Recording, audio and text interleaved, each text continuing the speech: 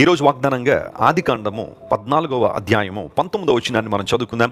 అప్పుడు అతడు అబ్రామును ఆశీర్వదించి, ఆకాశమునకును భూమికిని సృష్టికర్తయును సర్వోన్నతుడునైన దేవుని వలన అబ్రాము ఆశీర్వదించబడునుగాక. కన్ను మూసుకొని ప్రార్థన చేసుకుందాం. ప్రేమగల తండ్రి, ఈరోజు మీరు మాకు ఇచ్చిన వాగ్దాన సందేశాన్ని బట్టి నీకు స్తోత్రాలు. అబ్రహామును వెతుక్కుంటూ వచ్చిన మెల్కీసెదెకు అబ్రహామును ధైర్యపరిచాడు, అబ్రహామును ఉన్నతమైన స్థితిలో చూడాలని ఆశించాడు. ఆ కారణాన్ని బట్టి నువ్వు ఆశీర్వించబడ్డావు. అబ్రహాము నిన్ను ఆశీర్వించిన దేవుడు ఎలాంటి వాడంటే సృష్టికర్త మరియు సర్వోన్నతుడని. ప్రేమగల తండ్రి, ఈరోజు మా ప్రియులందరినీ నువ్వు లేవనెత్తే దేవుడు నాయన.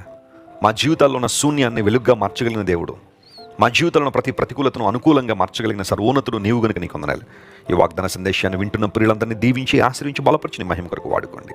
ఈ రోజంతలో కావాల్సిన స్వస్థత, విడుదల, అభిషేకము, ధైర్యము, నెమ్మది ప్రతి ఒక్కరికి మీరు దయచేయండి. ఘనత, మహిమ నీకే చెల్లిస్తూ యేసయ్య నామం పేరిట అడిగి వేడుకొనిచున్నాం తండ్రి. ఆమేన్.